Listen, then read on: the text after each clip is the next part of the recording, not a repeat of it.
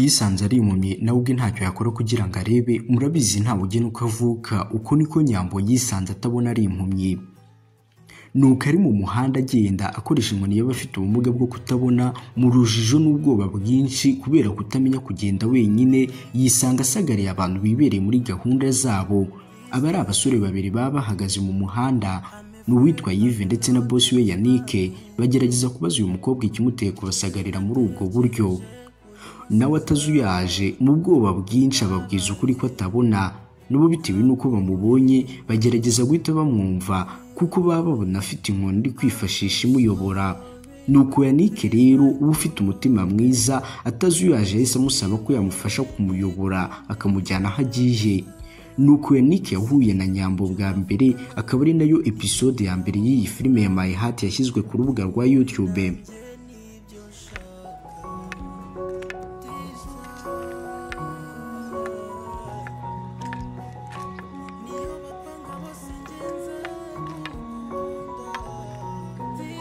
Rero iki ahubwo wenda ushobora kuba wicara mu biro ntuhure nabo nk'uwe mwaganira. What the fuck? Jimko kuri kugonga abantu. Ntabwo ubonaga inzira hariya hose. Iki kibazo?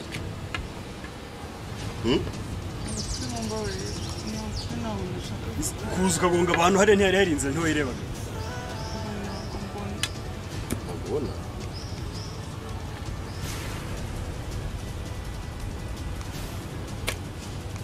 Wait, Tom. Orugiye.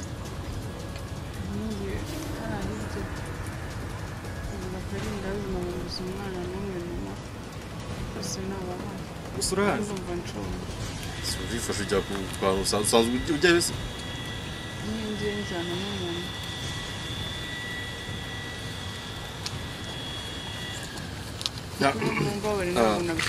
None si kumva utahaza usanzwe n'umuntu na wahakugeza.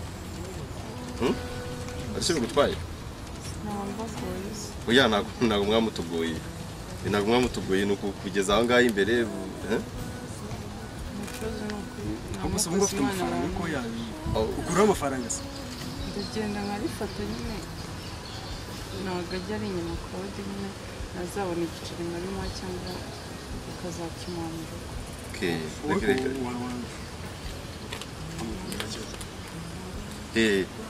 Tugende ntacyo mwereke kugenda nta muntu ukujyanye. Nta muntu ukujyanye biba ari ikibazo cy'utamutama. Mbahaye ikaze mwese tugiye kurebera hamwe iyi filime ya My Heart uko yatangiye kugeza igeze ubu ngubu. Mbwira umuntu utaragize amahirwe yo kwitangira ko muri iki cyegeranyo twaguteguriye uraza gusobanukirwa byose bibaza kuri iyi filime nziza yibanda ku rukundo.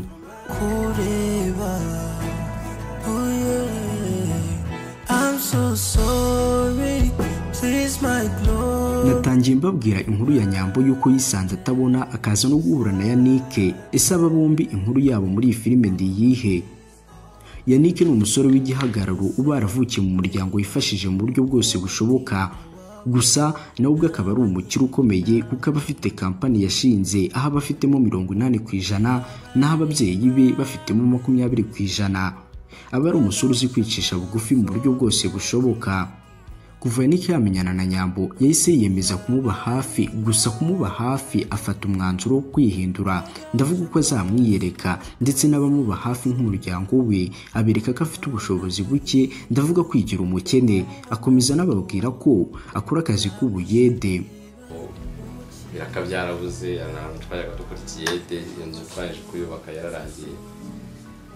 Gusa Nyambo we ni umukobwa ubutabona nk'uko mubizi, gusa we abavukira mu muryango ukennye, akaba atarahawe uburenganzira nk'ubw'abandi bana bwo kujya ku ishuri.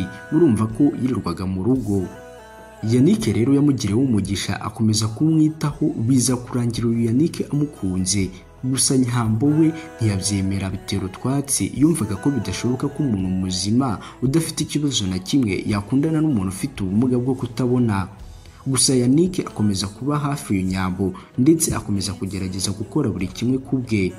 Nyambo akomeza gutungurwa n'uyu mumarayika Imana iba yaramwoherereje kubera ukuntu agerageza kumwereka ko amuba hafi umunsi ku wundi. kuba umusiyawe mama numva nta kintu nakumberetse wowe ukunda n'umutima wanjye wose. Gusa hari undi uhora iruhande rwa Nyambo amwitaho umunsi ku wundi, nta wundi ni Dogiteri Nsabi. Gusa we kuri aha Dogiteri Nsabi aba yarisanze ari umukozi wo mu rugo akora mu rugo kwa Nyambo, by'umwihariko akaba inshuti magara ya Nyambo, dore ko abakorera buri kimwe Nyambo. Si ibyo gusa anamugira inama, kuko usibye kuba uyu Nsabi aba akunda kuvuga amagambo menshi kandi asekeje, ajya anagira abantu inama kandi zikomeye. Atinyuke mbwire ngo ntacyo nazapfa mumariye mu buzima bwe. Ko nk'ubu koko mbana yanjye iyo nanjye niga, iyo nanjye nkurira mu muryango muzima bakandira nkabona buri kimwe, nanjye nkaba umuntu. Mana uri kubona narinda biki aka kanya bari kumbwira kano magambo rwose. Hagati aho mama Nyambo ukora muri kampani ya Yannick ariko batazi ko Yannick ari we mukoresha we, kuko Yannick yazaga aje kureba Nyambo gusa, kuko no mu kazi nta hantu boss Yannick aba yarahuriye na mama Nyambo. Ufite ibibazo byabo, ntawe uje kuvangamo ibindi bibazo byawe, wahabarikiye amahoro yabo. Akora ikintu ndabapfa nawe. Ndimo ndavugira Nyambo, nta kintu ndimo ndapfa nawe kindi. Nyambo ntagabona wimutesha umutwe. Ngiye bambwiye ko uri muri turamutere tumubaza iki. Ubu uragira ngo umufatirane umubwire ngo uri umusore w'ibogari, ngo ufite amafaranga, ufite iki kandi rubebe.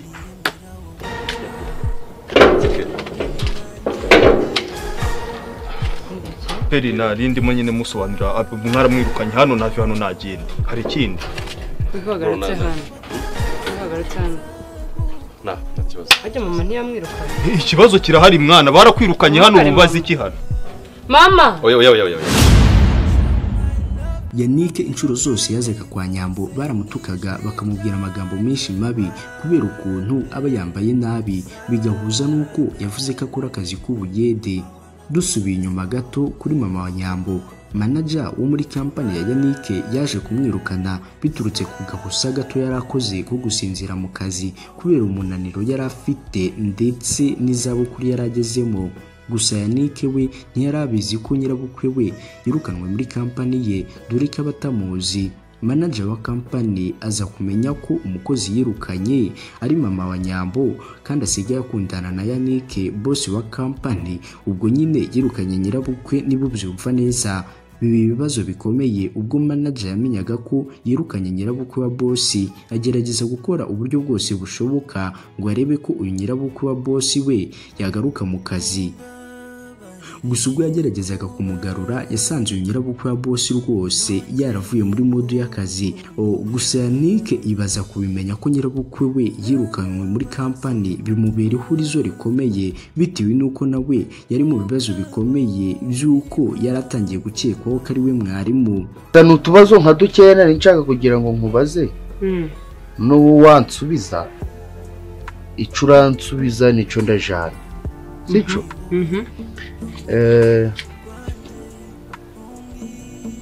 Bo umuntu bitaga mwarimu cyangwa se waba ari mwarimu uramuzi? Mwarimu? Kubera icyo mbazize ko nzi mwarimu se? Mbazize ko nzi mwarimu yakwize uramushaka ni? Nasi uyobewe amagambo wowe ubwawe wivugira guti ibi byose byakozwe na mwarimu. Nyine niye mpamvu uri kumumbaza. Cubundi cyo tukiveho nta kibazo. Ntacu. None uwo mwarimu bavugaga cyangwa si wenda ushobora kuba wehuze ndi kukubaza. Uwo mwarimu ahuriye hehe na Yannick? Ese ibi bya mwarimu byo byaje gute, byagenze gute? Nabyo reka tubirebeho. Ubwo Yannick yageragezaga gufasha kwa Nyambo gusa mu buryo bw'ibanga, yagerageje amenya nyiramazu cyangwa se umuntu ukodesha amazu kwa Nyambo babamo, amuha amafaranga y'umwaka wose. Gusa abwira nyiramazu ko ari ibanga, atagomba kubabwira uwatanze ayo mafaranga, ko agomba kuvuga ko ari uwitwa mwarimu.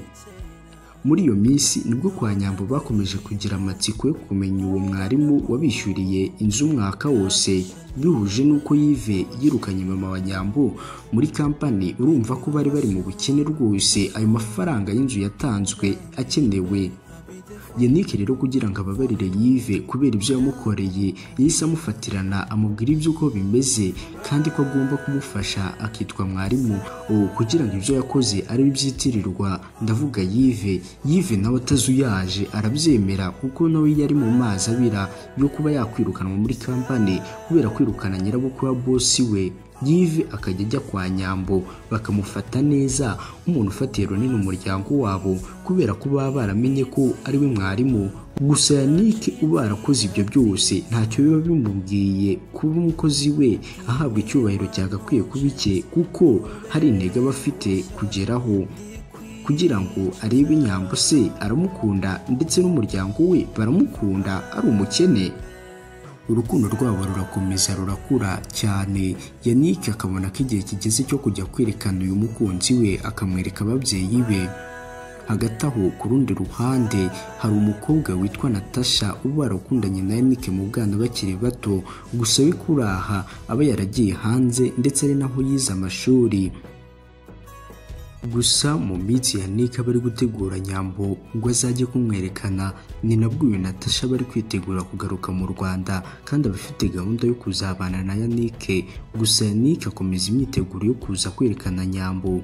Igihe kiza kugera akamujyanayo gusa ibintu byose aba ari ibanga yarabihishe Nyambo ko iwabo ari abakire ndetse nawe ari umukire ndetse akagira ibanga ku babyeyi be akirinda kubabwira ko uyu mukobwa aje kubereka atabona.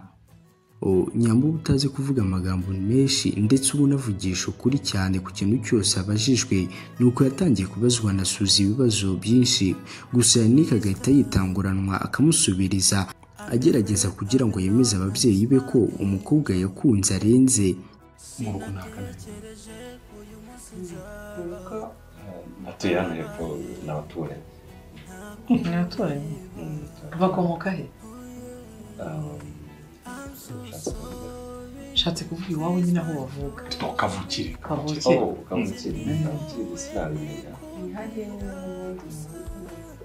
bakavukire noneho na primaire wayize hano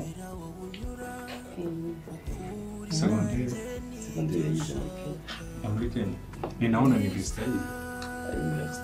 yagarutse mu wa mbere then umuvandimwe we yitabye Imana so bajya muri ibyo bintu bagira n'iyo depression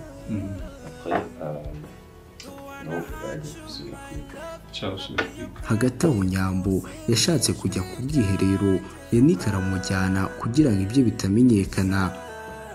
Hagati aho amujyanye Yannick telefone yarasonye ajya kuyitaba ugasize Nyambo utabona aho ngaho mu bwiherero kandi nta n'inkoni aba afite Nyambo yabuze Yannick arasakuza baba ababyeyi bahita bahagera bamubaza ikibazo agize ababwira ko atabona ari impumyi. Nuko Suzy atangira kumutuka no kumutoteza. Umusore we atashaka umukobwa y'impumyi amubwira ko n'umusore we akomeye afite amafaranga ndetse na kampani ikomeye.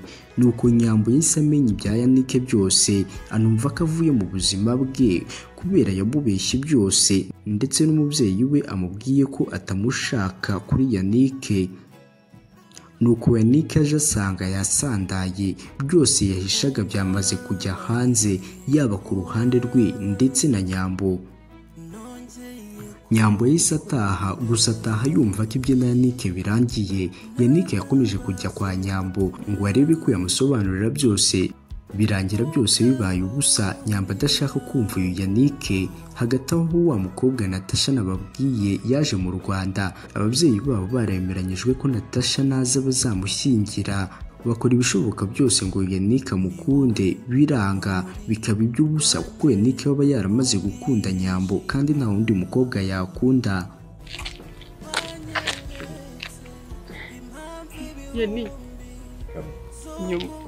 wanditse nk'icyana jaba mu rugo bose abakuzi basuye bafata ubagira ibimara. Shiri warangiza ngo urankunda ndetse n'ikindi nijye ntabwo mbabajwe nuko iwanyu bambwiye kuriya. Mama yambwiye ari amagambo yose ntabwo ari cyo cyambabaje. Mbabajwe n'ukuntu wambeshye ukangira impumyi mu rukundo basi nta nubwo wangirije nimo kubera ko uzi nyine ko nzarinda mpfa nabonye. Igihe kiza kugera kubera Yannick yakomeje kujya ajya kwa Nyambo ngo arebe ko yamusobanurira byose impamvu yabiteye, ubwo ndavuga kumubeshya ko ari umukene kandi ari umukire cyane. Nyambo aricara asobanurirwa byose na Yannick impamvu ibyihishe inyuma. Nyambo nuko yaje gusobanukirwa nuko yasubiranye na Yannick mu munyenga w'urukundo.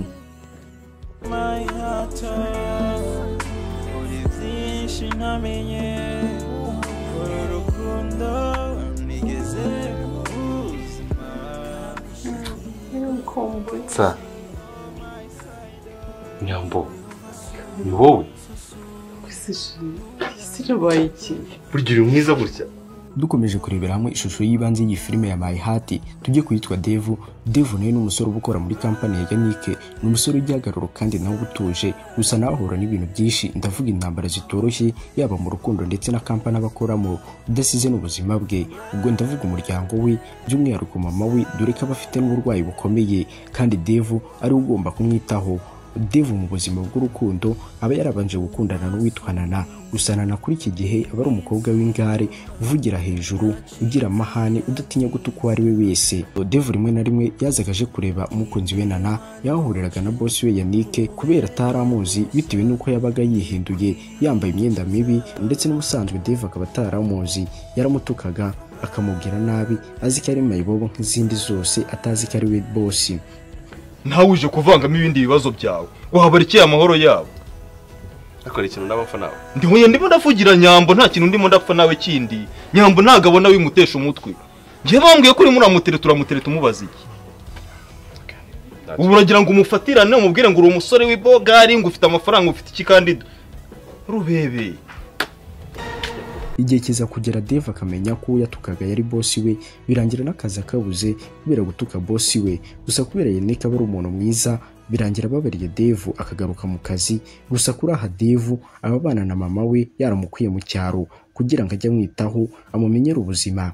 Aba afite uburwayi bukaze cyane nk'uko n'ubundi nari nabivuze. Mama Devu aba ari umubyeyi mwiza ukunda umwana we kandi amwifuriza ibintu byiza gusa.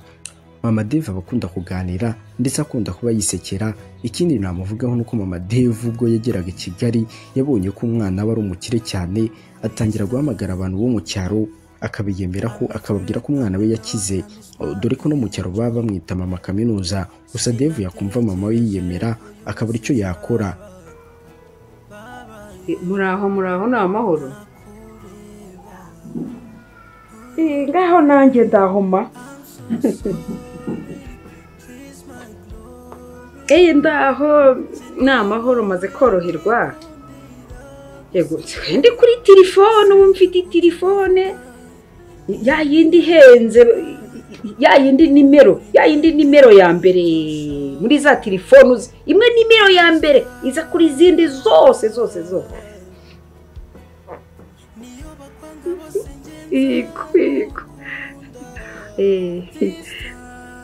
Mwana wanjye yarakanguriye, intwererano y'ubukwe cyose. Mwana wama ukaba ugiye gushyingira, kuko urumva intwererano nayiwa, intwererano rwose 100,000 ndabikwemereye, birahari. Mwana wanjye arakora, urumva ubu meze neza. Tugarutse gato kuri Devu mu rukundo, igihe kiza kugera Devu agatandukana na Nana, bikagira ubwo yinjira mu rukundo n'undi mukobwa. Nta wundi uyu mukobwa ni Benita. Benita rero ni umukobwa uvukana na Navi ndetse na Maka. Devu na Benita mu rukundo, urukundo rwabo rurakura. Devu na Benita urukundo rwabo rurakomera cyane, gusa ntirwakomeza, biza kurangira Devu akatiwe na Benita kuko ataramwanze, ahubwo kubera hari umusore wari waragiye hanze, yari yarahaye isezerano ko nazagaruka bazabana. Kuri aho uyu musore aba yenda kugaruka, Benita agafata umwanzuro wo guhakanira Devu ko batagikundana, abifashijwemo na musaza we Navi, bitewe n'uko Navi aba atiyumvamo Devu ko yazarongora mushiki we, kubera Devu aba adafite akazi ndetse n'amafaranga. Kudafata umwanzuro uhamye kwa Benita, murabizi byamubayeho ndetse n'ibikomeje kumubaho, ari byo kwicuza gutandukana na Devu. Devu ntago akiri mu nda, niko bimeze ariko.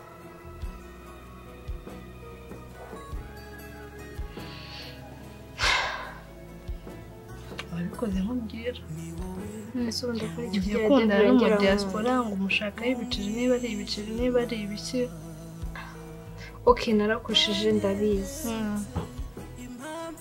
ariko nyine Dave mu buzima bwawe ntabwo nshaka kubaho ntishimye pe ubu urabibonye ubonye agaciro Dave yari afite gusa Dave byaramubabaje gutandukana na Benita bitewe n'aho urukundo rwabo rwari rugeze.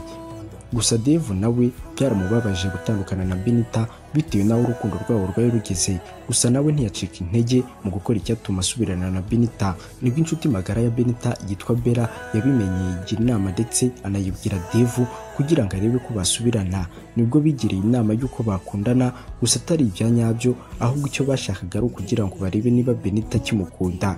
Birangira basanze kimukunda. Gusa Dave ntiyabishyiramo intege cyane kuko aba afite byinshi arimo kandi bimuhangayikishije, harimo kuba nta kazi afite, yarongeye kwirukanwa mu kazi ndetse n'ubuzima bwa mama we akomeza kubwitaho umunsi ku wundi. Tugarutse gato kuri Bella uba warahisemo gukina nk'aho akundana na Dave kugira ngo bongere bakundishe Benita Dave cyangwa se barebe ko akimukunda. Gusa ibimubaho ntagahumamunwa ntabwo biba byoroshye, dore ko biza kurangira uyu Bella akunze Dave. Akwenda chaba kumva.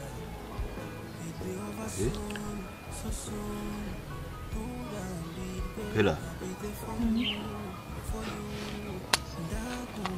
Imitima yacu kwisiga yarabaye nk'intuze. Ese Jesus. Bella ntufite umukunzi, se kwambwiye ufite umukunzi? Devura ibintu nta kintu bivuze. Tugarutse gato mu buzima bw'urukundo kuri Yves, ni umusore ukundana na Nina. Yves ababana n'umusore witwa Gadi. Gadi aza kuganiriza Yves ku byerekeye n'urukundo, amubwira ko iyo ukunda umukobwa utaryamana nawe utamukunda. Yves nawe agerageza Nina kumujyana mu cyumba ngo arebe ko baryamana, ariko Nina aramwangira. Agerageza indi nshuro, gusa bwo Nina aramwemerera atazuyaje. Gusa mu kugera mu cyumba kuri Yves birahinduka, ubwoba kuri bukaba bwose, akabura icyo avuga akavugishwa. Uyu mukobwa Nina abura icyo akora akiyakira. Gusa Yves nanone arabyiyemeza, gusa ntabwo kuri iyi nshuro biza kurangira bimunaniye. Uyu mukobwa Nina akomeza kumwihanganira kugeza na n'ubu rwose bakaba bakiri mu rukundo, ari gukundana n'uyu Yves.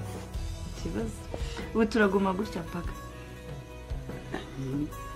twiganirira amaherezo.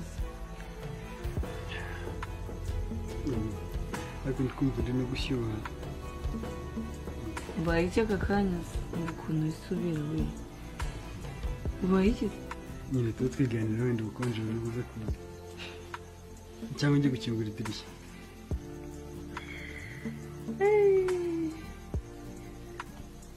Seriously? Cyashije uri mwiza. Thank you. So ndabona nta byinshi ufite kumbwira, ndumva nakwisubira muri salo. Ikibazo ukansiga se? None se turaba gutya twicaye, turaguma gutya mpaka nyine tuba twiganirira utari story nkubwira ibintu by'akazi, nkubwira ukuntu. Nana nawe nyuma yo gutandukana na Dave yaje gukundana n'umusore witwa Bobo. Murabizi neza ko Bobo avukana na Yannick ndetse na Nana avukana na Nyambo, gusa nabo bakaba bakundana. Ndavuga Yannick ndetse na Nyambo. Bobo akundana na Nana urukundo rwa nyarwo rutarimo kubeshyanya, dore ko kuraha Nana aba yarahindutse rwose, avuga atuje, avugira hasi ndetse anemera kugirwa inama. Urukundo rwabo rurakomeza, gusa Nana aza kumenyana na mushiki wa Bobo witwa Nina. Birangira banabaye inshuti, bapanga ko Nana yazajya kumusura. Igihe kiragera Nana ajya gusura Nina, mushiki wa Bobo ari nawe umukunzi we. Gusa kuraha yarahageze baraganira, gusa bakiraho Suzu umubyeyi wo muri urwo rugo arababona. Suzu uzi gutukana, kuvuga nabi ndetse akanangura unuka umukina hava akagera. Ubwo Nina suza kuganira na Nana ndetse yanitahiye, Suza abaza Nina imva n'imvano y'umukobwa ari wamusuye uwo ari we. Nina nawe kuko yarazi ko naramuka abwije nyina ukuri aramutuka cyangwa akamugirira nabi, birangira amubeshye ko ari umwana wo kwa minisitiri wari wamusuye kandi ko baniganye. Byabaye umutwaro ukomeye kuri Nana ubwo yabwirwaga ko yagizwe umwana wo kwa minisitiri kugira ngo umutekano we ukomeze ugende neza, Suza atazamuhemukira. Nana rero ibyo bikimara kuba yahise ahiga uko yitwara nk'umwana wo kwa minisitiri, ndavuga yahise yita ku myambaro yambara, atangira kwiyitaho bihagije. Naho Suzy we akibyumva ko Nana ari umwana wo kwa minisitiri, yahise ahiga uko yazamuvugisha ndetse akamwereka kamwitayeho, amwishimiye cyane. Kumbe Suzy yahise agira gahunda ko Nana yaza kundana n'umuhungu we Bobo. Murabizi neza ko n'ubundi baba bakundana, gusa igihe kiza kugera ibyo Suzy yifuza bikaba, ndavuga kuba Bobo yakundana na Nana. Hagati aho hari umukobwa witwa Sierra ubuzi bya Nana, aza havuka ndetse n'imibereho y'iwabo. Uyu mukobwa Sierra ubuzi ko Suzy yabishywe kubera nabo bakunda Bobo, ariko Bobo we atamukunda. Abwira bombi, ubwo ndavuga Bobo ndetse na Nana, ko nibatemera ko akundana na Bobo byose abishyira hanze. Ndavuga kuba yagenda akabwira Suzy ko Nana atari umwana wo kwa minisitiri, ko ahubwo ari umwana wo mu batindi. Bobo na Nana babona ko nibatemera barisanga hasi, nuko bemera ko Bobo akundana na Sierra, gusa urukundo rwabo rukaba rufite igihe ntarengwa. Gusa Nana nawe yarabyemeye kuko nta yandi mahitamo yari afite. Habura umunsi umwe ngo amasezerano yabo arangire, ndavuga Sierra ndetse na Bobo. Nibwo Nana yaje kureba Bobo asanga bari mu cyumba, ndavuga Bobo ndetse na Sierra. Nana yagize umujinya ahita asesa amasezerano bari bafitanye na Sierra, birangira Sierra agiye guhita asobanurira Suzy uko ibintu bimeze. Nuko Suzy yatangiye guperereza ngo amenye kwa Nana. Yaje kugerayo gusa asanga ibyo yabwiwe na Sierra ni ukuri. Nuko yahise asangana nari koza ibyombo n'umujinya mwinshi. Suzy ahita afata ibyomba bimena kuri Nana. Nana rwose utazi niba ari kurota cyangwa ari ibya nyabyo, arabyemera rwose, abona ko bimubayeho nta kundi yabigenza. Warambeshaga uri muri iyi myanda, muri ubu buhege, sinzi nicyo nabonye hariya ku muhanda kikambwira yuko hano ngo bahororera inzuki ngo n'ingurube n'ibiti byose. Kumbi mu Rwanda n'undi munsi uko yibagiwe ibere rya nyoko ukaryona bikagera ubwo uricukaho, kugeza ku munsi ukaba utagenda ngo ujye kuryona, sibyo? Ariko wibagirwa wanjye, ariko wibagirwa Bobo wanjye, ariko mwibagirwa nakore nabikoreye. Ntago rero uri mu rwego rwacu, wumvise? Ntago uri mu rwego rwacu ngo nicane nawe, ubu nicuje n'impamvu nicaranye nawe. Gereka nkugize gute sibi? Mwana wa urakoze cyane. Iwanyu cyangwa niba ari abakure cyangwa ubabwire ngo nageza uzagaruka iwanjye. Uzarinde nzakora. Tugende urakoze.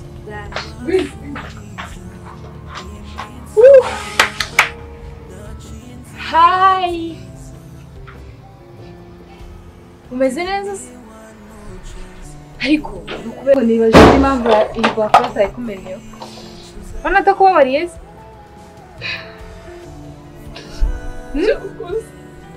Urakoze gusa nta kintu nakubwira.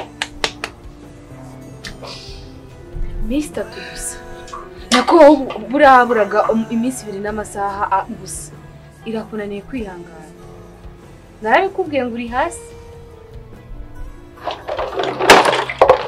Komeza wazi byambasho. Bye. Gusa Nana aza kwiyakira ko ibyo byabaye, nuko aza kwicaza Bobo amubwira byose ibyamubayeho, nuko bafatana urunana. Sasa rero umva ko bagiye kurwana intambara kugira ngo bakomeze gusigasira urukundo rwabo ruba rwaramaze gushora imizi. Bobo akunda gukunda umukunzi we atitaye kuri mama we Suzy, gusa Suzy amushyira ku nkeke akamutuka cyane, ndetse agira naho amukubita amutegeka ko yareka gukundana n'agakobwa ko mu batindi Nana. Nubwo uri umusore ntabwo ndusha imbaraga, ni njyewe nawe hano turicara. Mbwira nakoze iki tumuri utagiye kumubita none niki nagutwaye? Wakoze iki? Naira ni umukobwa wa minisitiri cyangwa ni umukobwa wa Kagofero? Nimo ndakubaza. Subiza! Niwe ndikubwira. Nazima ndagusubiza neza icyo uri kumubita ko wambabare basi. Subiza rero. Ngiye.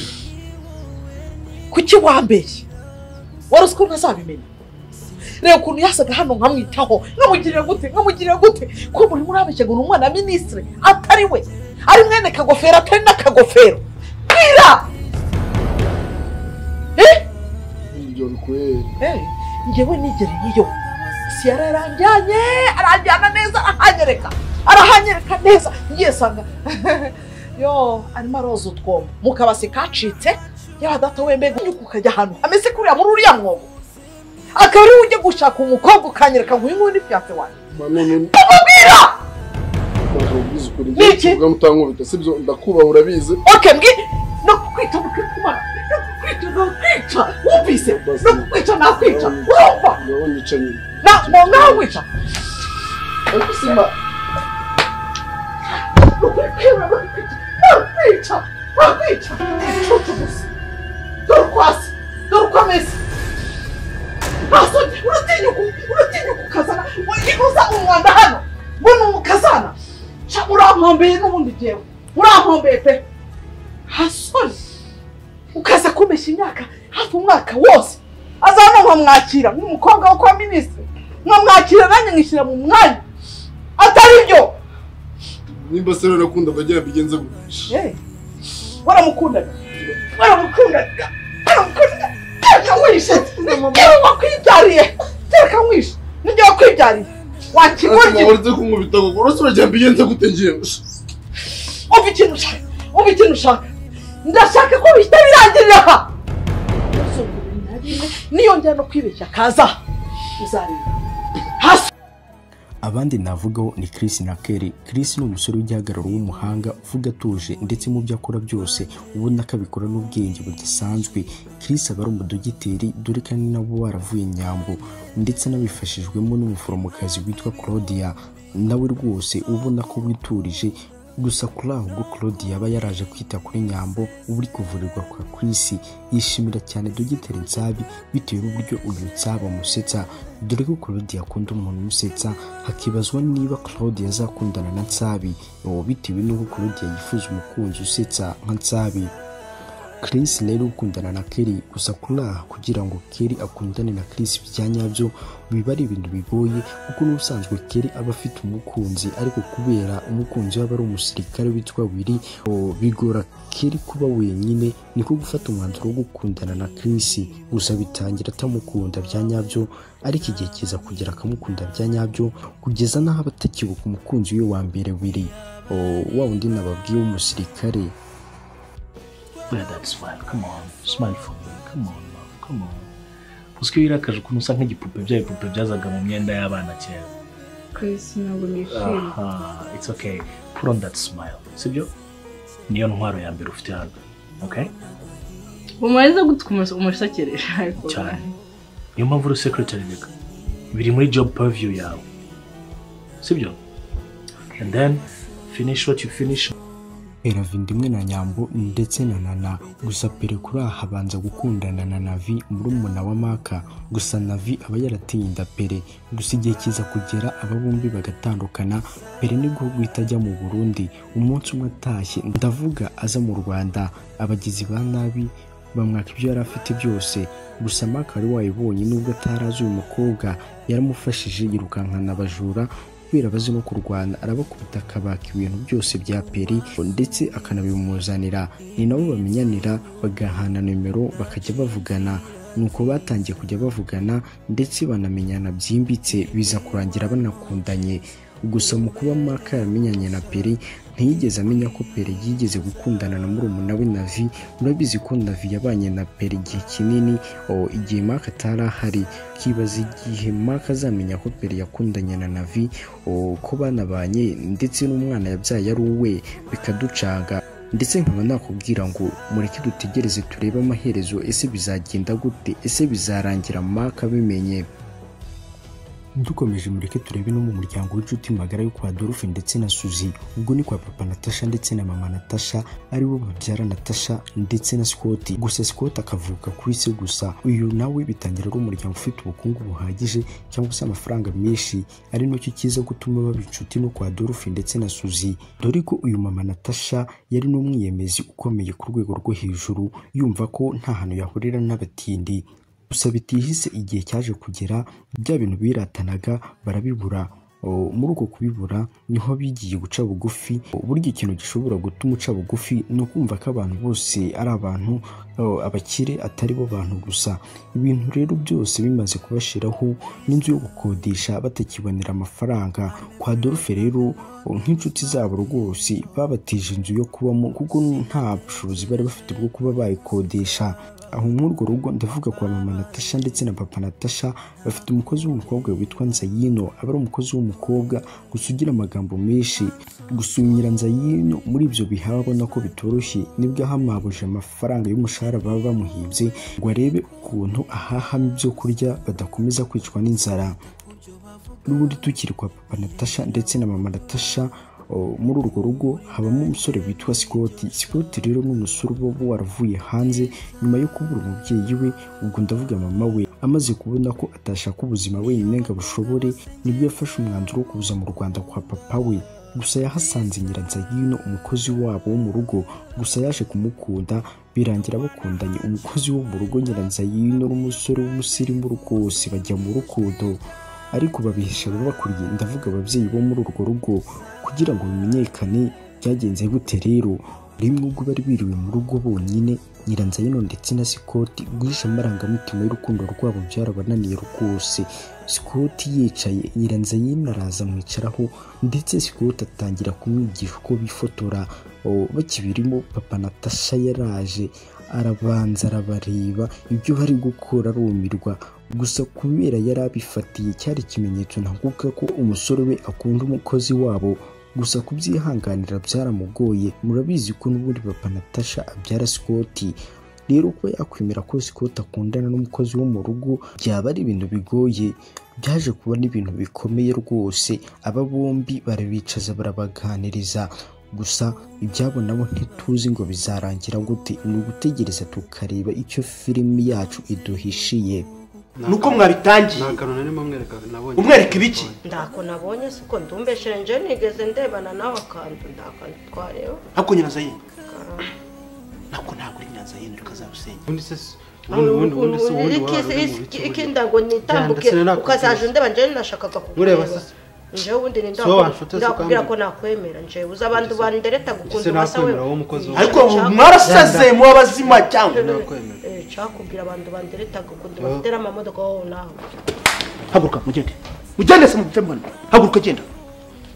Umunsi ubwo Yannick yari arimo agenda yavuye mu modoka gato, maze umunyeshyari umugome Kasha aramuhemukira aramukubita amugira intere hafi yo gupfa kubera ubugome ndetse n'ishyari uyu Kasha bamufitiye. Murabizi isaha gusa Kasha bakoze igikorwa cya kinyamaswa, murabizi ko aba yarigeze no gushimuta Nyambo. Gusa Yannick amaze gukomeretswa cyane na Kasha nibwo umugira neza wo mu cyaro umusaza Bijiyo bija ndetse n'umugore Fromina bamutoragura yagizwe intere ndetse bagahita bamujyana kumuvuza kubera ukuntu aba yakomeretse.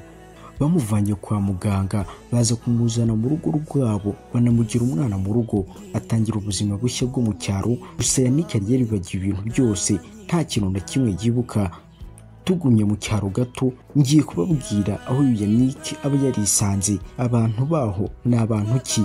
Abatoraguye Yannick ni bantu ki? Uyu musaza Bijiyo bija ni umusaza ubanye neza n'umugore witwa Fromina.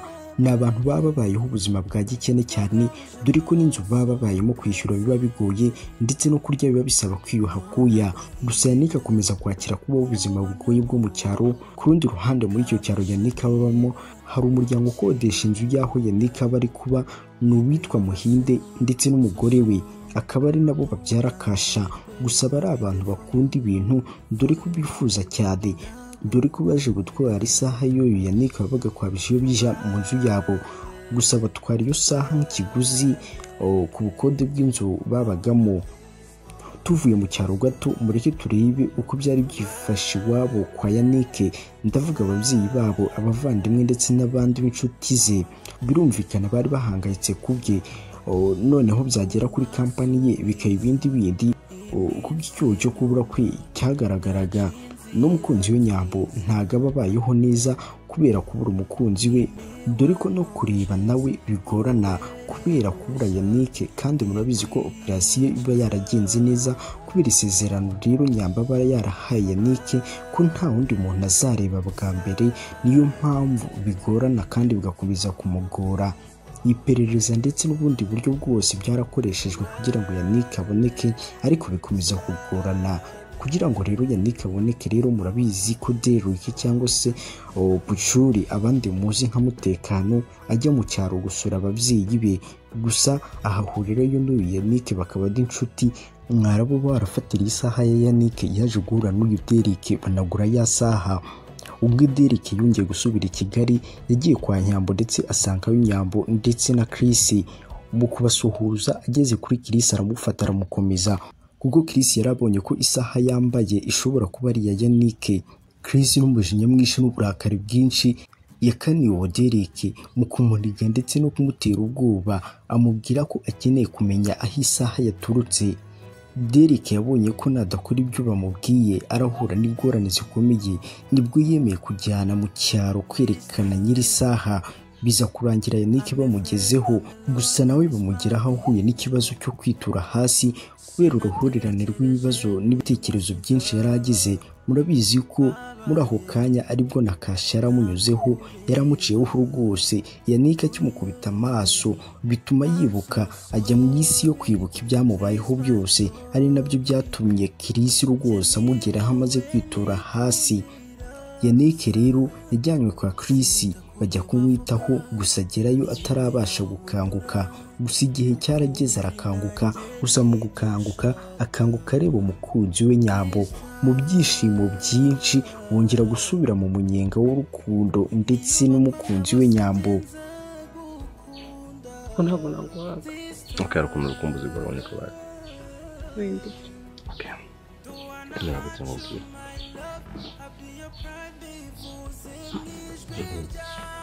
Right now, child urabona nyine bwa mbere nkugera ku mukuru nabikubwiye utabona. So rero nakwifuje yuko mbikubwiye urukundo ndeba y'umubiri bwawe, ndeba mu maso. Nyambo ndagukunda kandi cyane.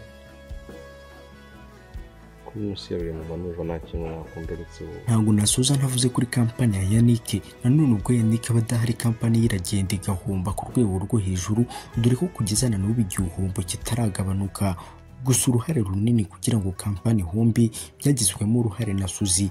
Murabizi ko ibintu byose yabiteye hejuru, abakozi arabirukana, n'abasigaye nabo abahoza ku gitutu. Murabizi ndetse n'imbarutso yabaye yari ukwirukana Devu nk'umukozi rwose wari ushoboye, umukozi w'umuhanga, umukozi w'inkingi ya mwamba kampani yari ishingiyeho.